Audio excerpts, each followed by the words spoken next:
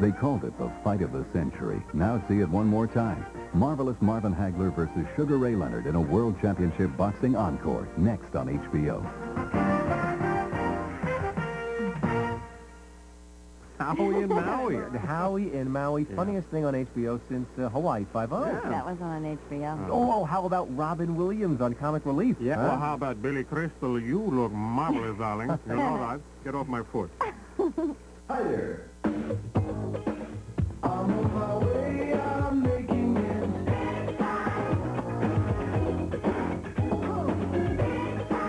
I've got to make it show, yeah.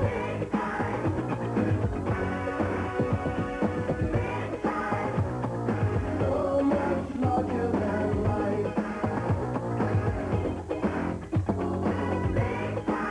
I'm gonna watch it go away.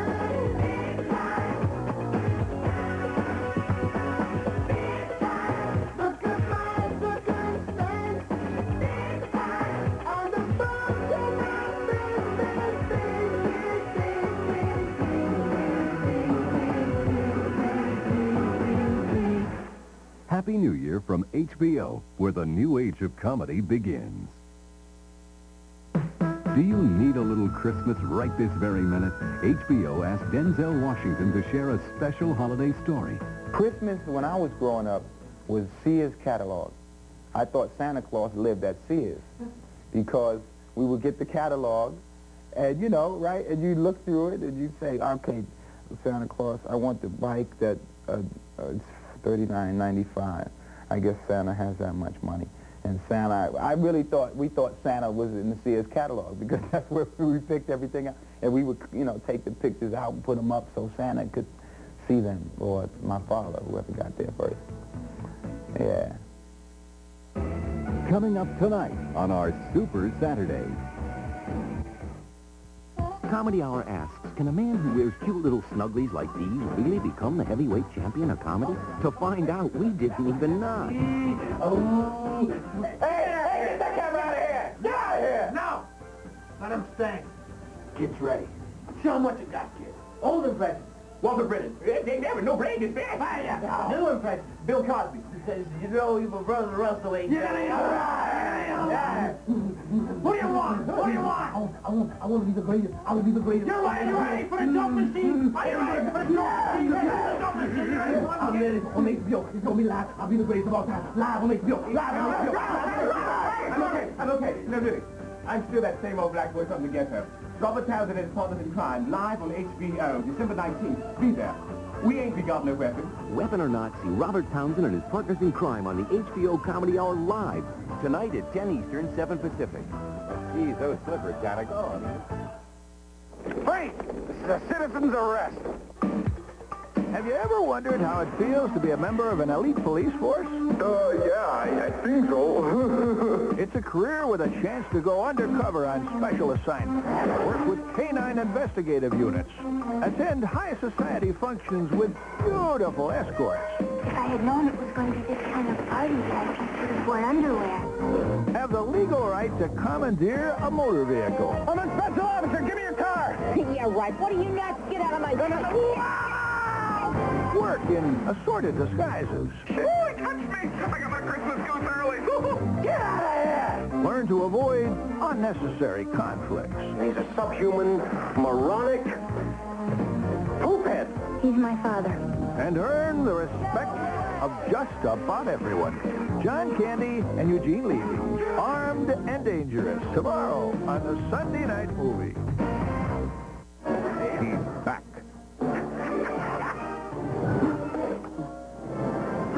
In a spine-tingling adventure, full of action and romance. Who are you? It's Indiana Jones. He's heroic, he's ruthless, and he's about to face his biggest challenge. Harrison Ford stars in Indiana Jones and the Temple of Doom. Premieres Friday, January 1st on HBO.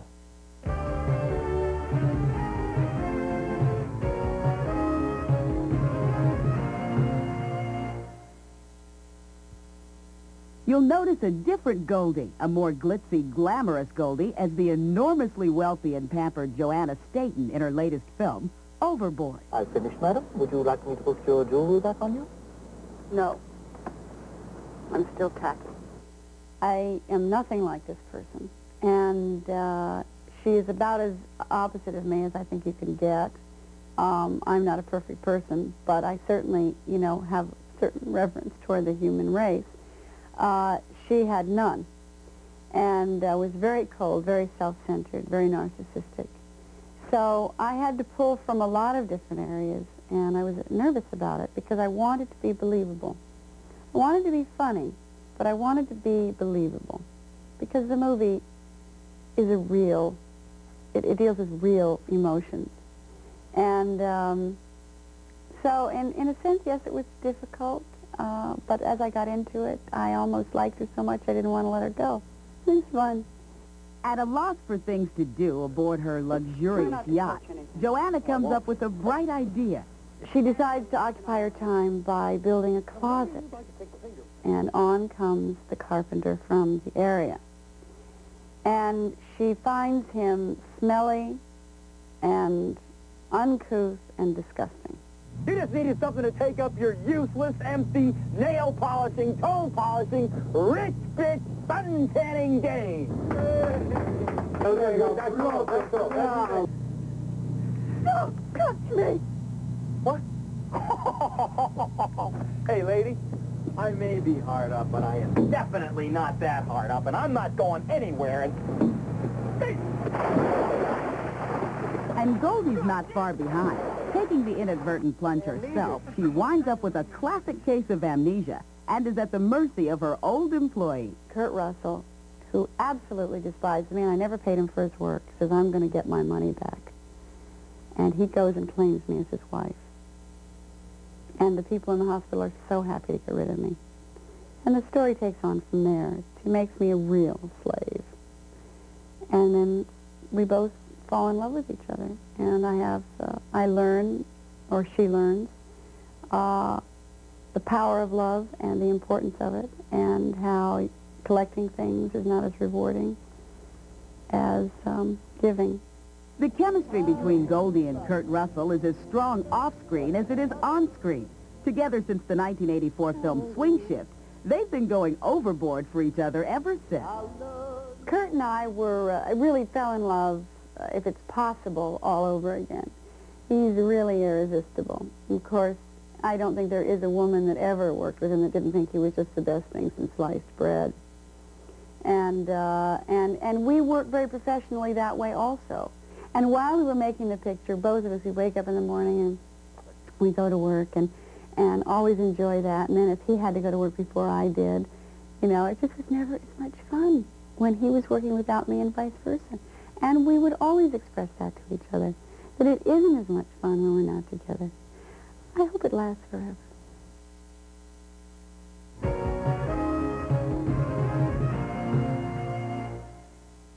HBO World Stage brings home electrifying performances from around the globe. From London, it was the Prince's Trust All-Star Rock Concert. From Leningrad, the exciting sounds of Billy Joel. And now, HBO World Stage is bringing home the tropical sun, surrounded by the hot, sizzling sounds of the one and only Tina Turner, live from Rio. You'll hear her greatest hits and her brand new songs all live. You got a ticket for the night of January 16th when HBO World Stage presents Tina live from Rio.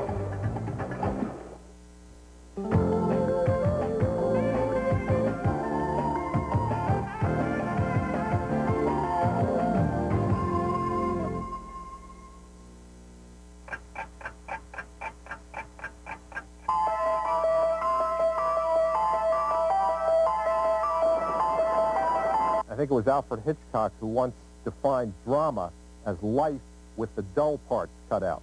And that's essentially what we're doing in NFL film. Set alert! Set alert! Set alert! 11! It's okay! We're specialists. You know, we've been to thousands and thousands and thousands of football games, and we know how to act on the sidelines. and still get those great shots because we're eavesdropping. We're not barging into the room.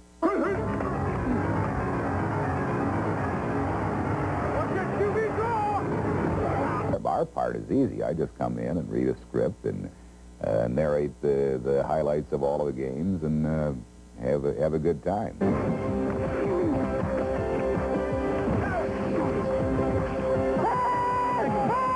One chord of music or one note of music can be so much more dramatic and meaningful than a whole paragraph of words because it hits you in the gut and you respond to it immediately. And we spend $300,000 a year on music.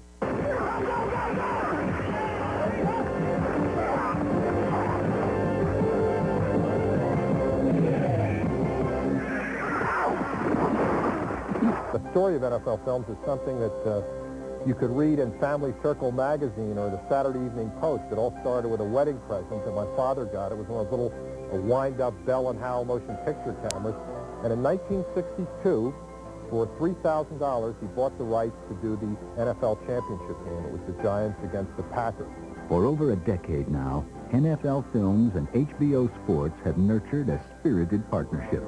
Together, they produced the longest-running and most successful sports series in cable history, Inside the NFL. Hello, everybody. Welcome to the 11th season of Inside the NFL. I'm Len Dawson. It's my pleasure once again to be working with my co-host and good friend, Mr. Nick Donaconi, for the 9th year in a row. On its own, NFL Films is a family affair that remains the standard by which all other sports films are judged. We have been doing this thing for 25 years now as a company, and many of us have been together for 16 and 17 years. Our whole theory at NFL Films was to take professional football and package and present it the same way Hollywood does fiction, with a dramatic flair. Let's take that over again. Our first films, we used a man named John Facenda, who was a retired newscaster here in Philadelphia, and he had that great oaken Walter Cronkite-type voice. The game set Super Bowl records for the most fumbles, most turnovers, and most penalties. And we shot a lot from ground level. It gives a very visceral feeling of the professional football. Everything up until that time had been shot from the top. We got away from the oompa John Philip Sousa music that used to be in pro football and used a much more contemporary sound. And when those three elements were married together, you had NFL Films. On a frigid day in December 1982, the Dolphins left the warmth of Miami. We have 110 full-time employees at NFL Films. And in one way or another, each one of those people is dedicated to getting the game shot and back into this building and processed, printed, and produced in our weekly highlights that go to HBO. I want kind of a pseudo-Jaws type music, something ominous. On a frigid day in December 1982, the Dolphins left the warmth of Miami to tiptoe gingerly onto the Patriots field in Foxborough, Massachusetts. Not bad.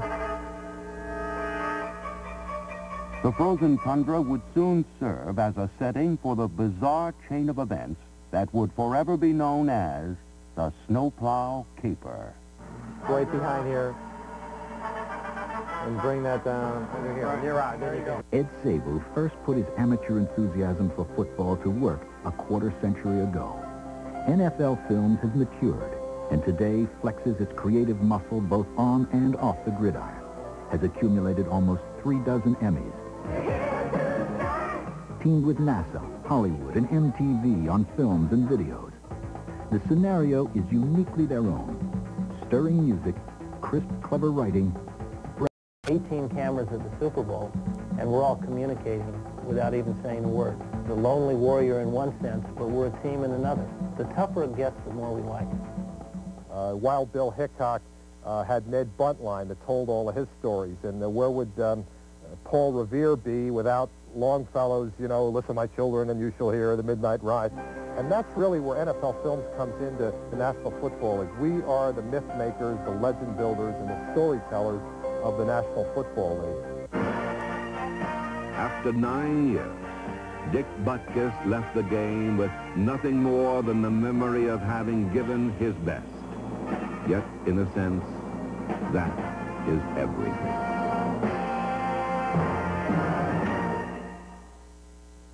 This has been an HBO location report. Clint Eastwood. My name is Gunnery Sergeant Highway. He hasn't got many friends. I want to run you out of the Corps Highway. But when it comes to fighting, he's the best.